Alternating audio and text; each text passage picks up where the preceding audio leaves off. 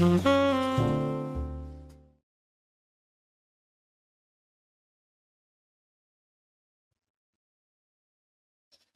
pasal 22 ayat 1-19. Setelah semuanya itu Allah mencoba Abraham. Ia berfirman kepadanya, "Abraham," lalu sahutnya, "Ya Tuhan." Firman-Nya, "Ambillah anakmu yang tunggal itu yang kau kasihi, yakni Ishak, pergilah ke tanah Moria dan persembahkanlah dia di sana sebagai korban bakaran pada salah satu gunung yang akan kukatakan kepadamu." Keesokan harinya pagi-pagi bangunlah Abraham. Ia memasang pelana keledainya dan memanggil dua orang bujangnya beserta Ishak, anaknya. Ia membelah juga kayu untuk korban bakaran itu, lalu berangkatlah ia dan pergi ke tempat yang dikatakan Allah kepadanya. Ketika pada hari ketiga Abraham melayangkan pandangnya, kelihatanlah kepadanya tempat itu dari jauh. Kata Abraham kepada kedua bujangnya itu, "Tinggallah kamu di sini dengan keledai ini. Aku beserta anak ini akan pergi ke sana. Kami akan sembahyang, sesudah itu kami kembali kepadamu." Lalu Abraham mengambil kayu untuk korban bakaran itu dan memikulkannya ke atas bahu Ishak, anaknya, sedang di tangannya dibawanya api dan pisau. Demikianlah keduanya berjalan bersama-sama. Lalu berkatalah Ishak kepada Abraham ayahnya, "Bapa," sahut Abraham, "Ya anakku."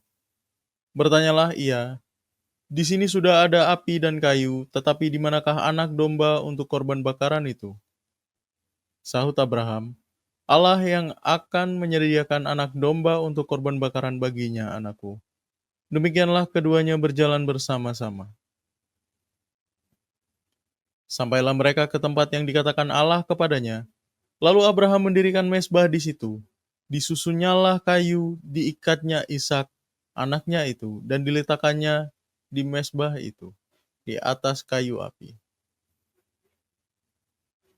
Sesudah itu Abraham mengulurkan tangannya, lalu mengambil pisau untuk menyembelih anaknya. Tetapi berserulah malaikat Tuhan dari langit kepadanya, "Abraham, Abraham," sahutnya, "Ya Tuhan."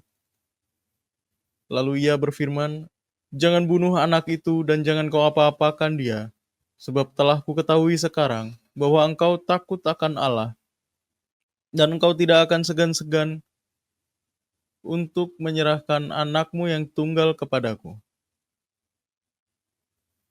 Lalu Abraham menoleh dan melihat seekor domba jantan di belakangnya, yang tanduknya tersangkut dalam belukar. Abraham mengambil domba itu lalu mengorbankannya sebagai korban bakaran pengganti anaknya. Dan Abraham menamai tempat itu, Tuhan menyediakan. Sebab itu sampai sekarang dikatakan orang, di atas gunung Tuhan akan disediakan. Untuk kedua kalinya berserulah malaikat Tuhan dari langit kepada Abraham. Katanya, "Aku bersumpah demi diriku sendiri, demikianlah firman Tuhan. Karena engkau telah berbuat demikian, dan engkau tidak segan-segan untuk menyerahkan anakmu yang tunggal kepadaku, maka aku akan memberkati engkau berlimpah-limpah dan membuat keturunanmu sangat banyak seperti bintang di langit dan seperti pasir di tepi laut, dan keturunanmu itu akan menduduki kota-kota musuhnya. Oleh keturunanmu lah semua bangsa di bumi akan mendapat berkat, karena engkau mendengarkan firman-Ku." Kemudian kembalilah Abraham kepada kedua bujangnya, dan mereka bersama-sama berangkat ke Beersheba, dan Abraham tinggal di Beersheba.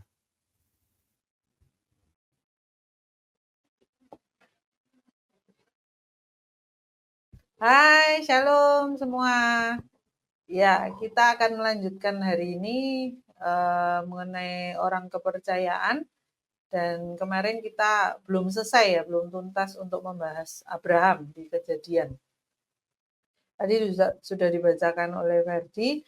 Nah, untuk Abraham ini kita tahu bahwa kemarin gambaran yang saya kasih bahwa bagaimana seorang Abraham begitu mempercayai Tuhannya, mempercayai Allahnya, sampai kalau dibilang perasaan, wah perasaan sedih campur aduk itu pasti ada.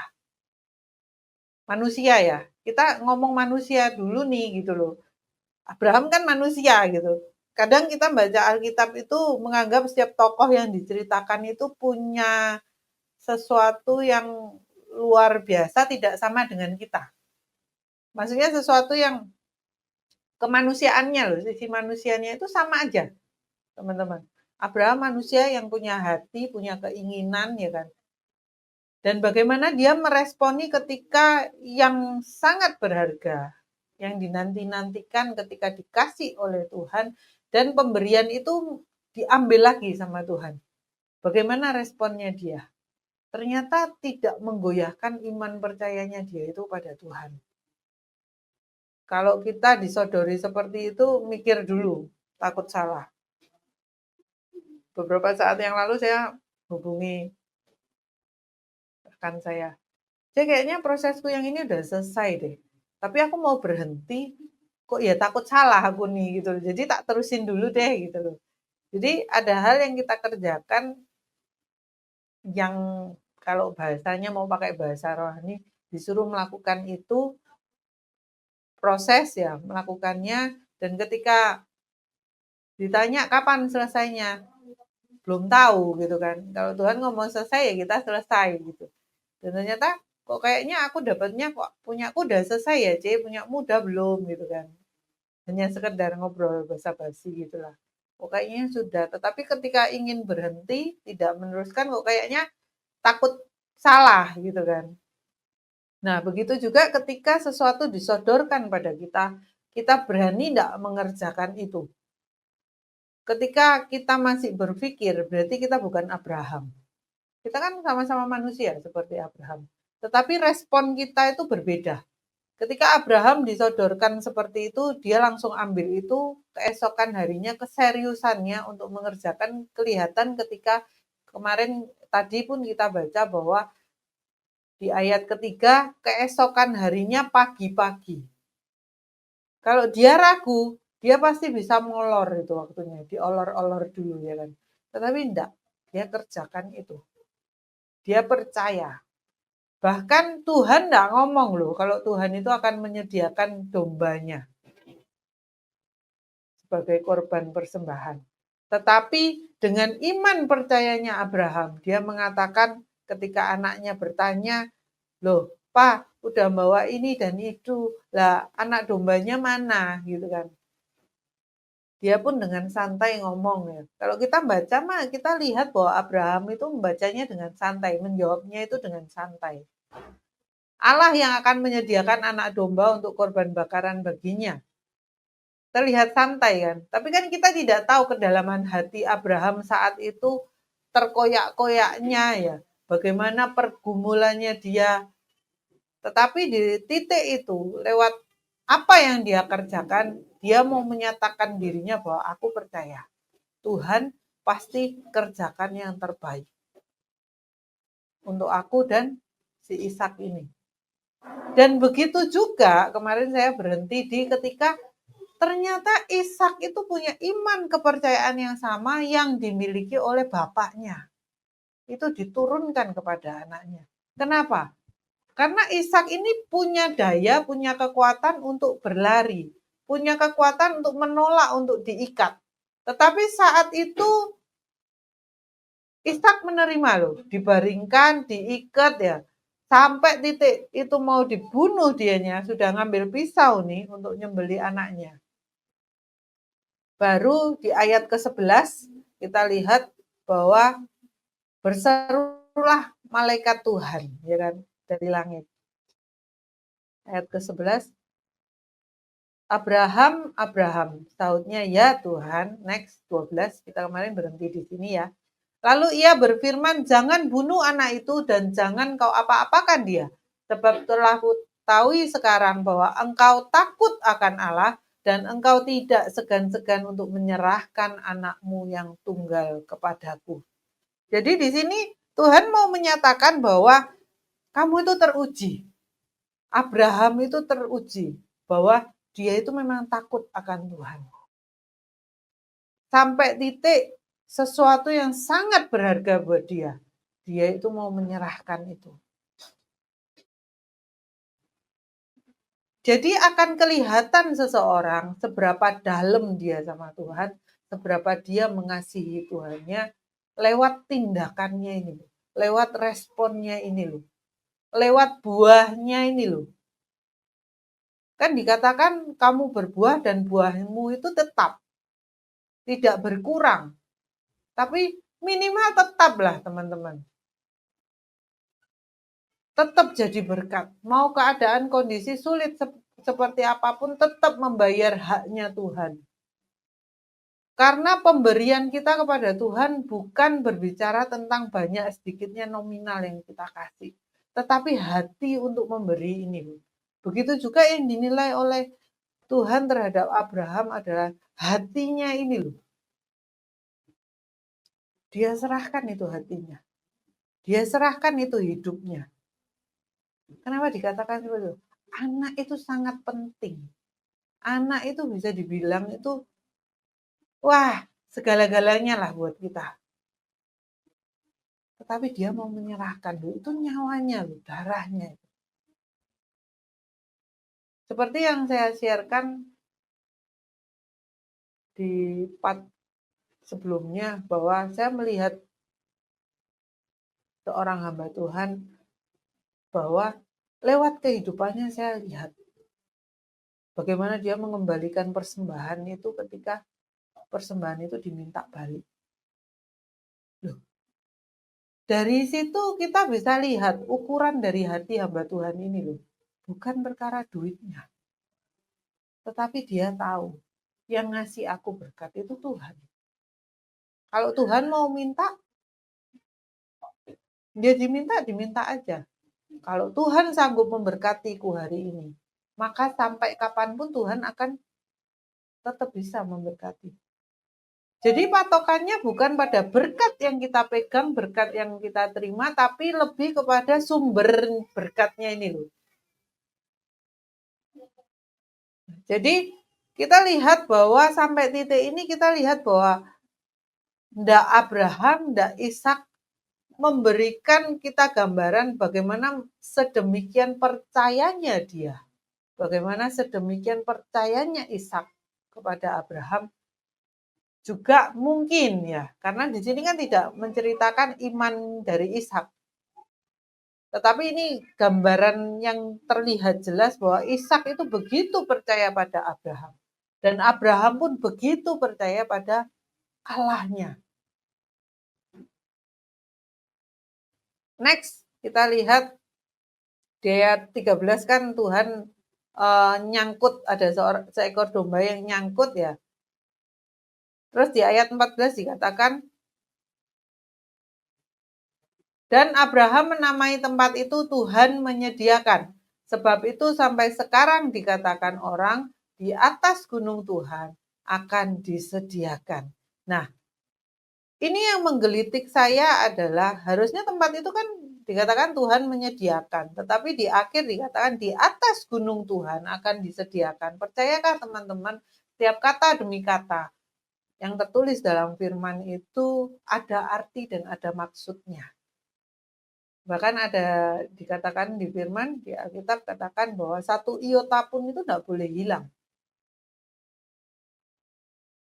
Jadi ketika dikatakan Tuhan menyediakan dan di akhir dikatakan lagi, sebab itu sampai sekarang dikatakan orang di atas gunung Tuhan akan disediakan. Yuk kita sama-sama membayangkan apa aja sih yang kita bayangkan ketika kata gunung itu muncul.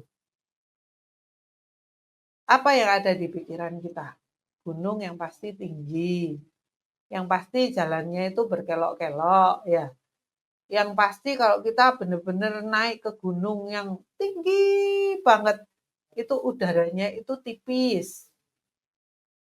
Ya. Untuk nafas aja susah. Apalagi yang menggambarkan gunung. Hal-hal seperti itu yang bisa kita terjemahkan ketika ada kata-kata di atas gunung Tuhan akan disediakan. Jadi kita bisa, saya ya, mendapatkan pengertian sesuatu yang disediakan itu oleh Tuhan itu bukan dari keadaan yang nyaman, teman-teman. Kita mendapatkan yang dikatakan Jehovah Jireh itu kita peroleh bukan saat keadaan kita baik-baik saja. Tetapi Jehovah Jireh itu kita kenal ketika keadaan kita itu sedang mengalami proses yang dikatakan ketika kita menuju gunung perjalanannya berkelok-kelok. Apalagi kalau teman-teman yang ikut olahraga yang jalan di gunung ya, jalan setapak atau apa itu, perjalanannya itu enggak gampang. Ada yang curam, kita harus hati-hati. Belum lagi isi yang ada di dalam gunung, hewan-hewan yang ada di dalam gunung itu. Habis itu perjuangannya kita naik, sudah sampai di atas, nafas kita itu tersengal-sengal, sesak nafas ya kan. Dalam keadaan yang tidak enak itulah Tuhan itu menyediakan.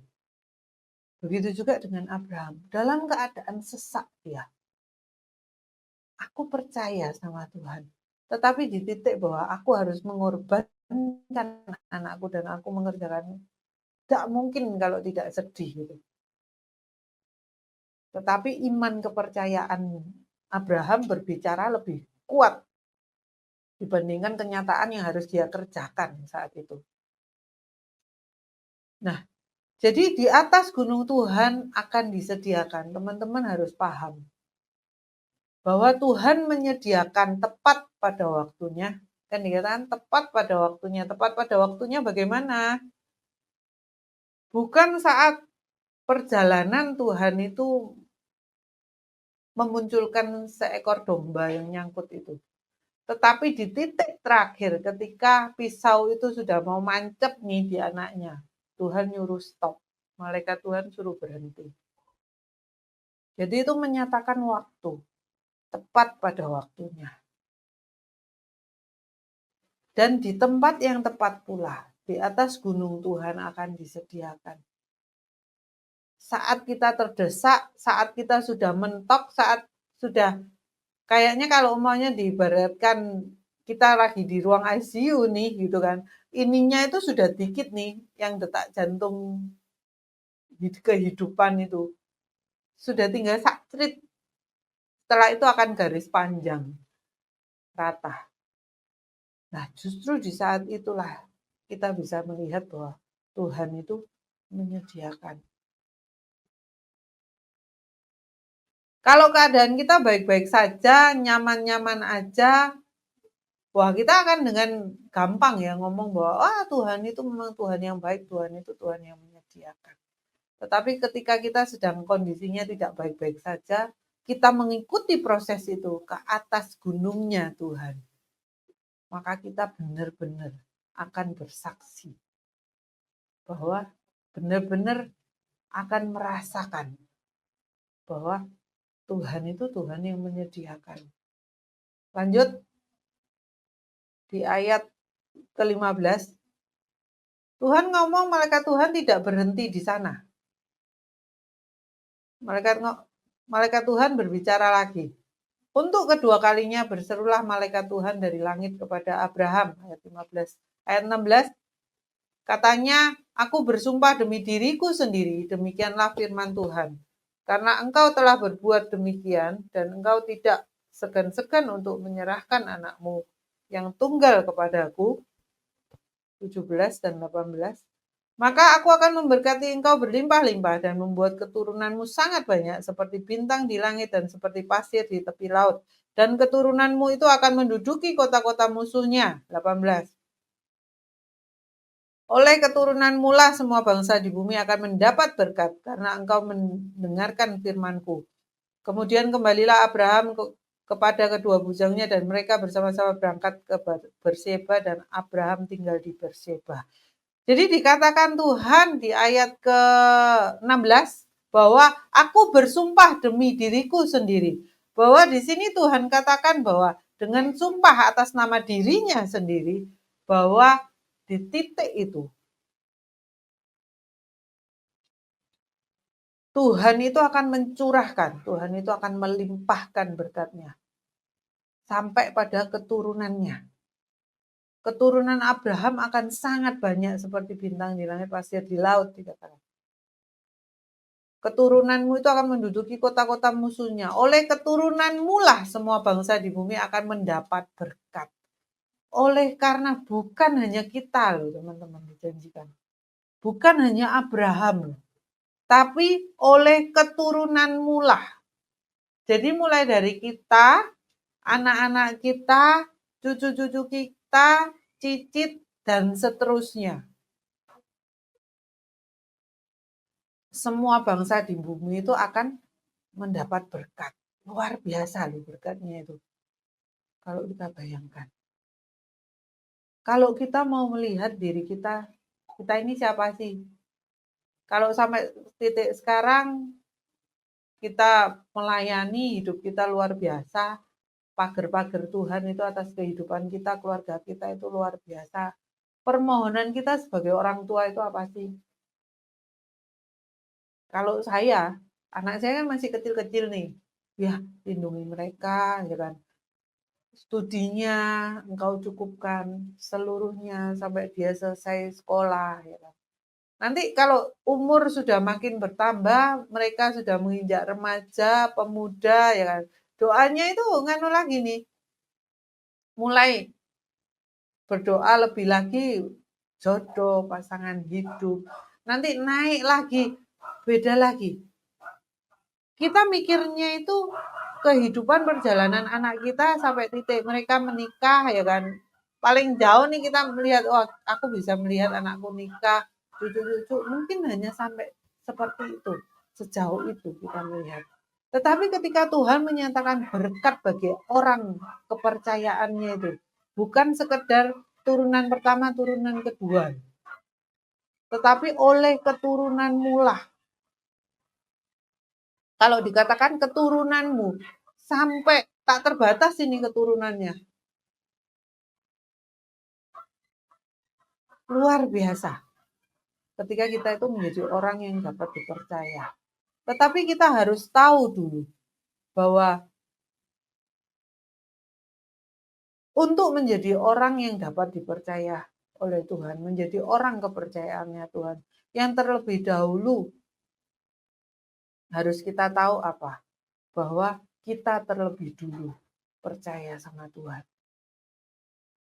Bahwa Tuhan sanggup menciptakan segala sesuatu yang tidak mungkin menjadi mungkin. Kalau kita mau melihat Abraham, kita lihat kesalahannya ketika dia menghampiri Hagar karena disodori oleh Sarah, karena Sarah kan mandul katanya. Sarah tidak percaya ketika Tuhan ngomong dia akan melahirkan anak, melahirkan keturunan, darah dagingnya sendiri. Akhirnya nyuruh Abraham nih. Kita lihat perjalanan Abraham. Secara singkat aja yang saya pahami ketika membaca Abraham, bahwa dia itu sampai dia disebut Abraham itu bapak orang beriman. Dari awal dia tetap pada iman percayanya Tuhan, iman percayanya kepada Tuhan bahwa Tuhan itu Tuhan yang sanggup. Apapun keadaanku, mau apapun yang aku pilih, Tuhan itu sanggup untuk menyediakan yang terbaik bagi dia. Kenapa saya katakan seperti itu? Cuman kan dia kalah dengan Sarah. Ketika Sarah nyuruh dia menghampiri Hagar, ya dia ngikut aja. Kan yang tidak percaya sama Tuhan bahwa Sarah bisa mengandung itu kan istrinya. Yang ketawa di dalam hati. Bagaimana mungkin aku itu bisa hamil? Aku kan sudah mati haid segala macam itu kan. Bukan Abrahamnya diceritakan. Itu yang pertama. Yang kedua, yang saya katakan tentang ketika dia disuruh memilih antara kamu itu mau ke kiri atau ke kanan bersama dengan Lot. Lot melihat Sodom Gomora itu kan, daerah situ, wah subur segala macam. Dia memilih ke sana. Dia tidak memilih dulu kok si Abraham. Karena dia tahu, apapun pilihannya dia, ketika dia berjalan sama Tuhan, maka semuanya itu under control. Ya kan? Semuanya itu ada dalam genggaman Tuhan. Tuhan yang sanggup menciptakan baik buruknya kehidupan itu bergantung pada Tuhan. Sampai di titik saat ini, ketika dia menyerahkan anaknya yang sangat dia kasihi, dia serahkan aja kok gitu. Jadi kita lihat bahwa sebelum kamu menjadi orang kepercayaan Tuhan, yang kita harus sadari adalah kita terlebih dulu harus percaya sama Tuhan bahwa Tuhan sanggup loh mengubah kehidupan kita. Tuhan sanggup loh mengubah air mata kita. Jadi sorak-sorai. Tuhan sanggup loh mengubahkan keluargamu. Tuhan sanggup merubah bisnis pekerjaanmu. Tuhan sanggup merubah apapun itu pergumulanmu saat ini. Nah, itu semua muncul dari apa? Ketika kita percaya sama Tuhan. Maka Tuhan pun akan menjadikan kita sebagai orang kepercayaannya.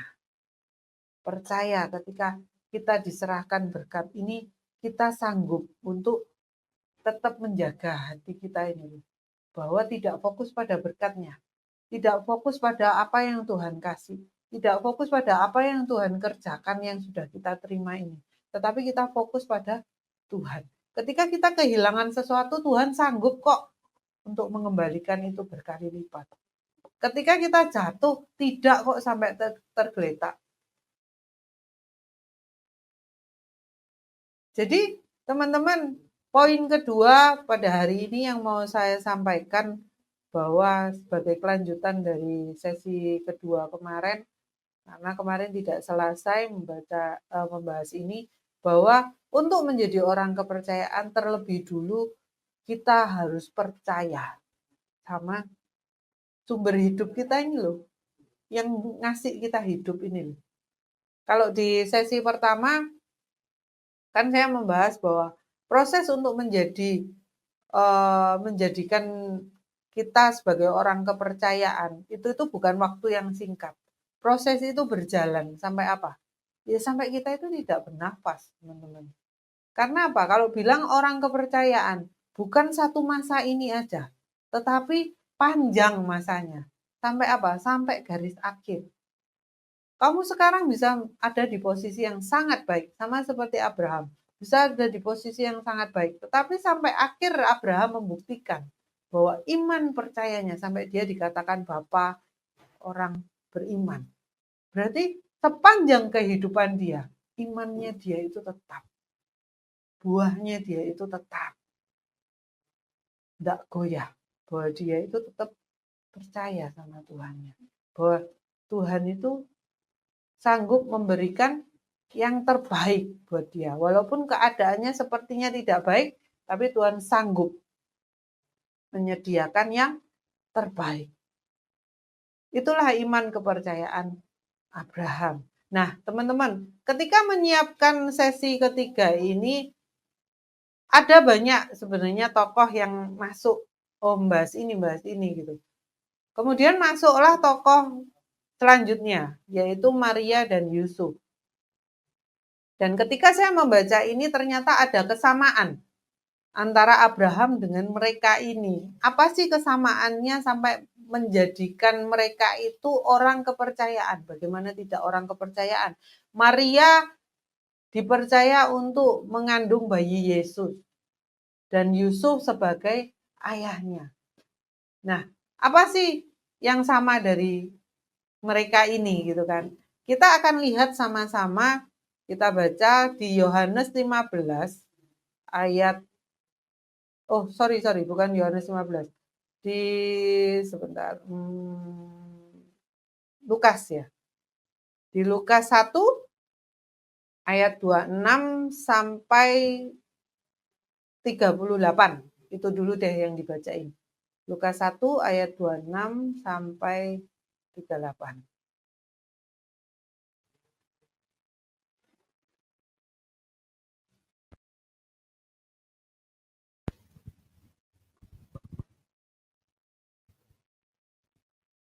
Lukas pasal yang pertama ayat 26-38. Dalam bulan yang ke-6 Allah menyuruh malaikat Gabriel pergi ke sebuah kota di Galilea bernama Nazaret kepada seorang perawan yang bertunangan dengan seorang bernama Yusuf dari keluarga Daud. Nama perawan itu Maria. Ketika malaikat itu masuk ke rumah Maria, ia berkata, "Salam, hai engkau yang dikaruniai, Tuhan menyertai engkau." Maria terkejut mendengar perkataan itu, lalu bertanya di dalam hatinya, apakah arti salam itu? Kata malaikat itu kepadanya, "Jangan takut, hai Maria, sebab engkau beroleh kasih karunia di hadapan Allah. Sesungguhnya engkau akan mengandung dan akan melahirkan seorang anak laki-laki, dan hendaklah engkau menamai dia Yesus. Ia akan menjadi besar dan akan disebut anak Allah yang maha tinggi, dan Tuhan Allah akan mengaruniakan kepadanya tahta Daud, bapa leluhurnya. Dan ia akan menjadi raja atas kaum keturunan Yakub sampai selama-lamanya, dan kerajaannya tidak akan berkesudahan." Kata Maria kepada malaikat itu, "Bagaimana hal itu mungkin terjadi karena aku belum bersuami?" Jawab malaikat itu kepadanya, "Roh Kudus akan turun atasmu, dan kuasa Allah yang Maha Tinggi akan menaungi engkau. Sebab itu anak yang akan kau lahirkan itu akan disebut kudus, anak Allah. Dan sesungguhnya Elisabet, sanakmu itu, ia pun sedang mengandung seorang anak laki-laki pada hari tuanya, dan inilah bulan yang ke-6 bagi dia, yang disebut mandul itu. Sebab bagi Allah tidak ada yang mustahil." Kata Maria, "Sesungguhnya aku ini adalah hamba Tuhan. Jadilah padaku menurut perkataanmu itu." Lalu malaikat itu meninggalkan dia.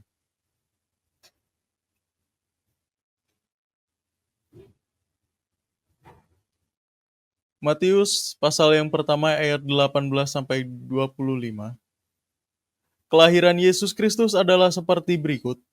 Pada waktu Maria, ibunya bertunangan dengan Yusuf, ternyata ia mengandung dari Roh Kudus sebelum mereka hidup sebagai suami istri. Karena Yusuf suaminya seorang yang tulus hati dan tidak mau mencemarkan nama istrinya di muka umum, ia bermaksud menceraikannya dengan diam-diam. Tetapi ketika ia mempertimbangkan maksud itu, malaikat Tuhan nampak kepadanya dalam mimpi dan berkata, "Yusuf, anak Daud, janganlah engkau takut mengambil Maria sebagai istrimu, sebab anak yang di dalam kandungannya adalah dari Roh Kudus.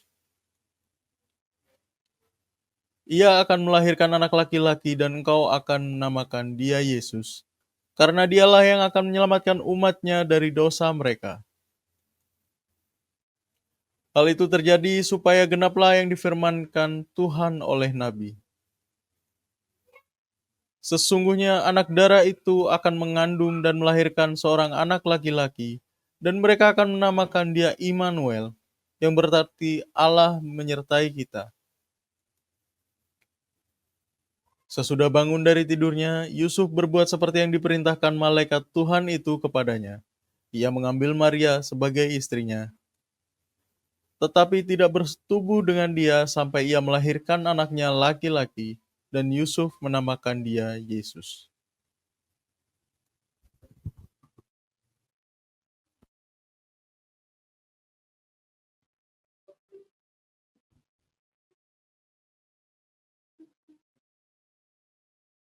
Nah, kita sudah dengar tadi dibacakan ya mengenai Maria dan Yusuf. Ini akan saya satukan, itu kan ada di dua kitab Lukas dan Matius.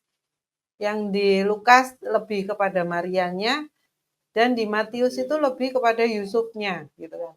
Ketika membaca ayat ini, yang pertama saya baca sebenarnya yang di Matius 1, teman-teman. Dan itu pun langsung ketika saya membaca ini, saya bertanya-tanya. Kita munculkan dulu ya ayat ke-19. mereka ini kan sedang proses untuk bertunangan. Sudah bertunangan, sorry. Maria ini kan bertunangan dengan Yusuf, ya kan? Di ayat ke-19 dikatakan, karena Yusuf suaminya seorang yang tulus hati dan tidak mau mencemarkan nama istrinya di muka umum, ia bermaksud menceraikannya dengan diam-diam.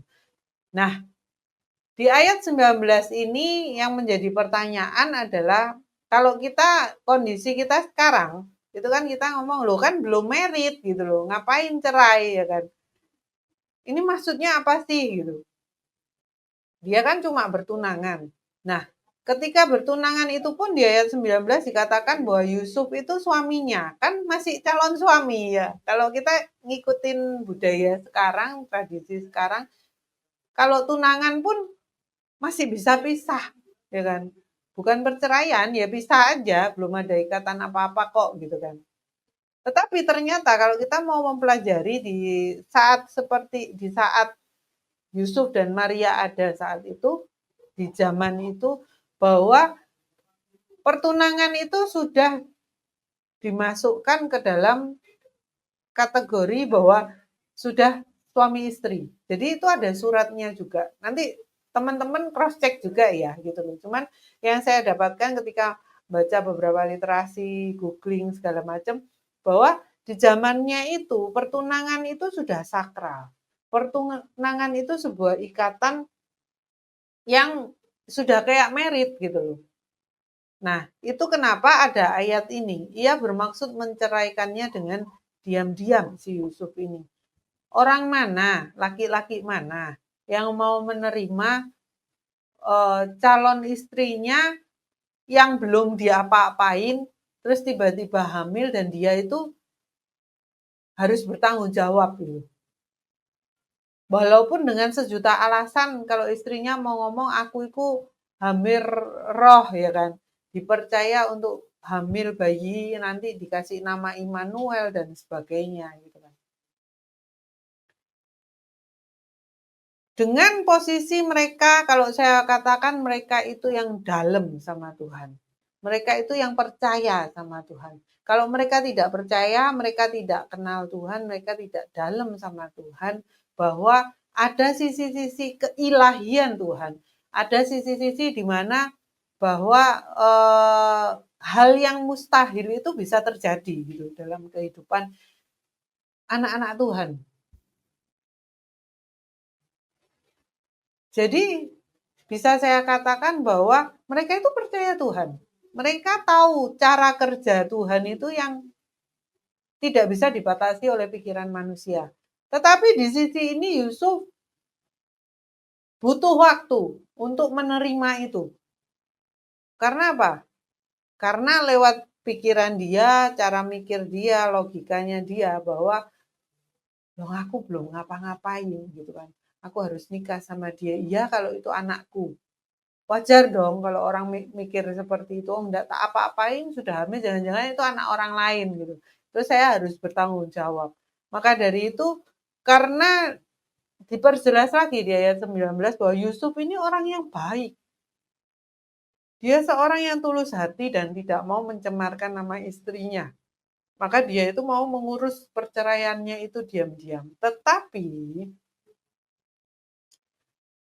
dia mimpi. Malaikat Tuhan ngomong bahwa ini itu memang seperti ini, kronologinya itu seperti ini ya kan.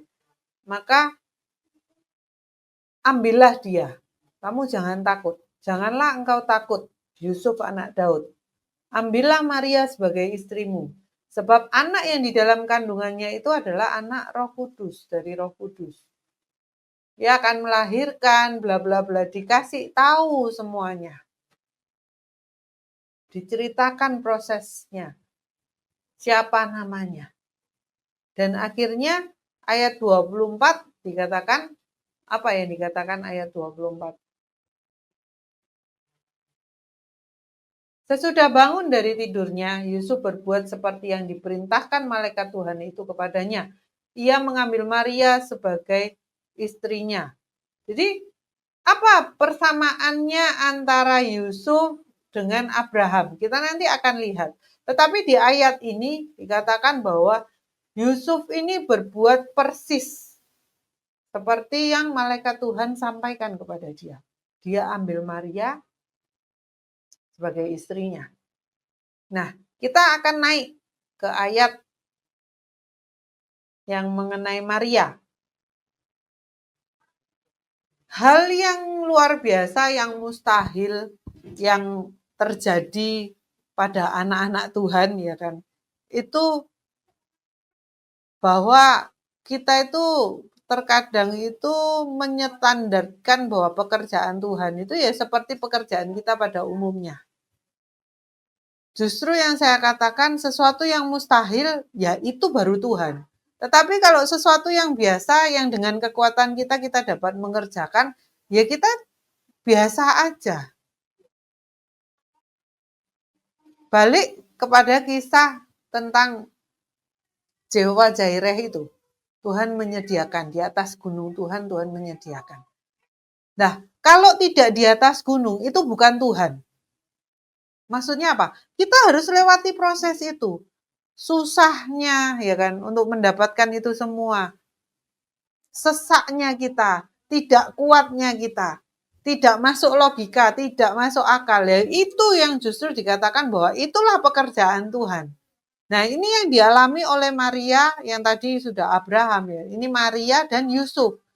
Tidak mudah untuk seorang Maria itu dapat menerima bahwa dia hamil padahal belum diapa-apain. Dia hamil kalau sudah diapa-apain, mending ini belum diapa-apain. Baru bertunangan, belum hidup bersama. Nah, kalau kita ada di posisi Maria, ya jelaslah syok ya. Jelaslah tidak bisa nerima itu. Tetapi kenapa saya katakan bahwa Maria dan Yusuf ini punya kedalaman sama Tuhan. Maria dan Yusuf ini tahu ketika berjalan sama Tuhan, aku akan nemu segala sesuatu yang mustahil, sesuatu yang tidak mungkin, itu jadi mungkin. Walaupun itu harus melalui aku. Kan melalui Maria. Dia yang kena.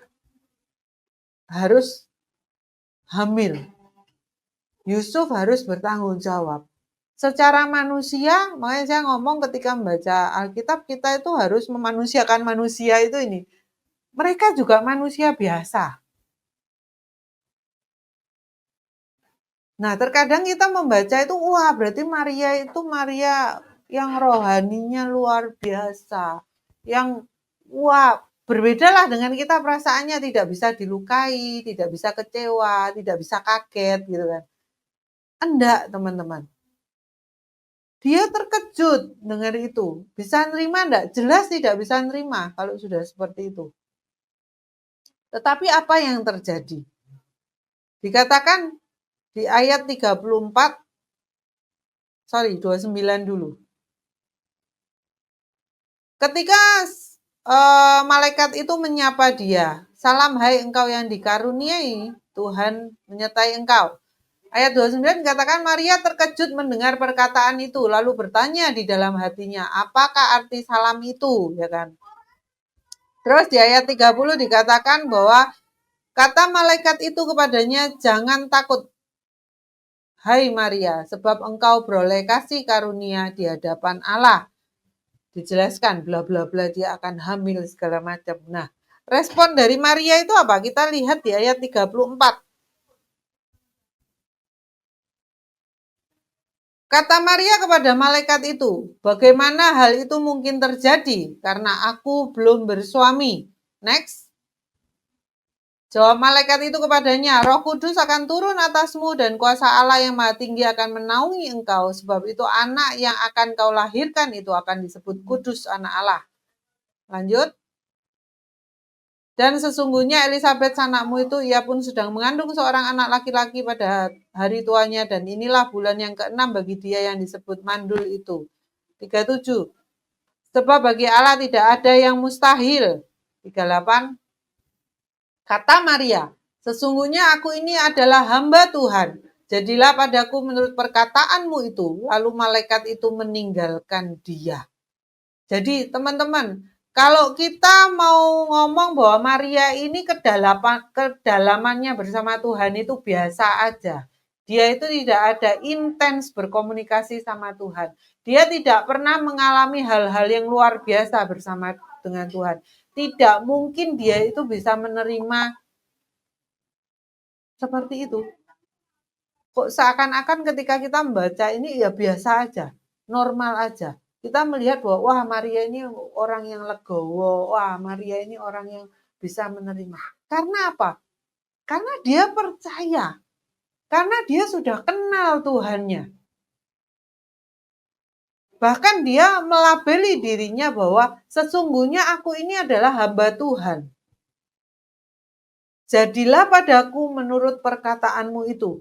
Lalu malaikat itu meninggalkan dia. Sesingkat itu loh. Secepat itu loh dia mengambil keputusan. Benar ya? Secepat itu loh Abraham itu mengambil keputusan untuk melakukan perintah Tuhan. Serahkan anaknya. Secepat itu loh Maria itu merespon bahwa terjadilah padaku menurut perkataanmu. Secepat itu loh si Yusuf itu meresponi ketika dikatakan kamu harus ngambil Maria sebagai istrimu. Dan dia besok harinya melakukan persis seperti yang dimaui oleh Tuhan. Jadi menjadi orang kepercayaan tidak perlu menunda-nunda. Yang tadi poin Abraham kita belajar bahwa sebelum kita dipercaya, ternyata kita yang harus terlebih dahulu percaya sama Tuhan. Dan di yang selanjutnya melalui Maria dan Yusuf kita belajar bahwa mereka ini mengenal Tuhannya. Jadi ketika Tuhan sendiri sudah ngomong, Yusuf ini kan sempat ragu. Yusuf ini kan sempat mau ngurus cerai nih gitu kan. Tetapi ketika malaikat Tuhan sudah diutus ngomong sendiri sama dia dan dia tahu itu memang Tuhan yang mau. Dia pun melakukan persis seperti yang Tuhan suruh. Jadi kita dapat menyimpulkan ya teman-teman dari Abraham, Maria, dan Yusuf bahwa menjadi orang kepercayaan itu seperti apa sih? Oh ternyata kita itu harus melalui proses yang dikatakan di sesi pertama. Kita harus melalui proses, bukan perkara yang singkat untuk menjadi orang percaya. Berlanjut setahap demi tahap. Kita ambil aja ayat, kita pegang ayat bahwa diberi lebih, dituntut lebih. Percaya hal kecil, kita akan dipercayakan hal yang besar. Terus, itu naik level, dikatakan next level. Jadi kalau kamu hanya mau dipercayakan satu hal, ya kamu akan berkutat di sana, kehidupanmu akan stuck di sana. Tidak ada yang namanya from glory to glory. Tidak ada teman-teman. Ya kita cukup aja. Cukup menjadi jemaat, cukup mendengarkan firman. Wah cukup ngurusin jadwal pembicara aja deh, nggak mau dipakai lebih. Wah cukup aja deh, nggak wis khotbah kesaksian, nggak wis. Kita yang membatasi itu semua. Sedangkan ketika kita mau tak-tek, satset, buat-buat ya, seperti Abraham yang tidak menunda. Seperti Maria yang tidak menunda. Seperti Yusuf yang langsung mengerjakan. Seperti persis yang Tuhan suruh. Bukan saja kita mengenal Tuhan. Bukan saja kita percaya sama Tuhan. Tetapi Tuhan percaya sama kita. Tuhan pun mengenal kita. Jadi luar biasa, teman-teman. Kita belajar bagaimana menjadi orang kepercayaan Tuhan. Ternyata semua itu awalnya, ya kan? Awalnya dikatakan ya, kita sudah baca ayat, teman-teman bisa buka di sesi pertama, sesi kedua, bahwa aku yang memilih kamu, bukan kamu yang memilih aku. Loh, kita dipilih sama Tuhan. Tetapi yuk sadar diri bahwa kita itu dipilih loh. Kadang kita gampangkan ketika kita dipilih, enggak, aku enggak mampu. Berulang kali saya ngomong, saya bersaksi kepada teman-teman, mau on cam mau enggak, bahwa ketika payung rohani saya, Bapak Gembala ya, kita tahu menyuruh kita mengerjakan sesuatu, melayani pelayanan, yang bahkan pelayanan yang belum pernah kita sentuh sama sekali. Kita tidak punya pengalaman di sana. Tetapi satu kepercayaan saya yang sampai sekarang saya percaya dan saya pegang bahwa ketika seorang mentor, bahasanya apa, payung rohani, Bapak Gembala, menyuruh kita mengerjakan itu, sudah pasti dia tahu bahwa kita itu sanggup mengerjakan itu. Jadi ketika Tuhan minta kita mengerjakan apa gitu ya, kita harus yakini dan percaya bahwa kita sanggup mengerjakan itu. Jangan terjebak dengan, loh aku ndak bisa, oh aku begini, aku ndak punya pengalaman ini, aku ndak punya pengalaman itu. Kalau yang kita lihat adalah kurangnya kita, maka kita tidak akan menjadi orang kepercayaan Tuhan. Menjadi orang kepercayaan adalah ketika kita selalu mengatakan iya. Ya, aku bisa. Ya, aku coba sekuat yang aku bisa. Jadi tidak ada kata tidak di sana. Karena ketika kita dipercaya, maka percayalah kita dapat mengerjakan itu. Itu saja teman-teman yang mau saya bagikan pada sesi ketiga. Sesi pertama kita belajar tentang proses bagaimana menjadi orang yang dapat dipercaya, orang kepercayaan Tuhan. Sesi kedua kita lihat dari seorang Abraham bagaimana kuatnya kepercayaannya dia pada Tuhan yang dibuktikan melalui proses kehidupan dia, ya kan?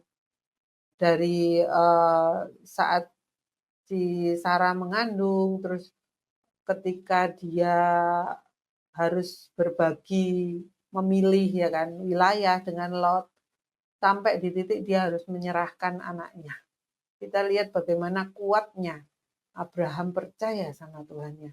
Maka dia itu dilimpahkan, dicurahkan banyak berkat. Sampai pada keturunan-keturunannya itu menjadi berkat bagi seluruh umat yang ada di bumi.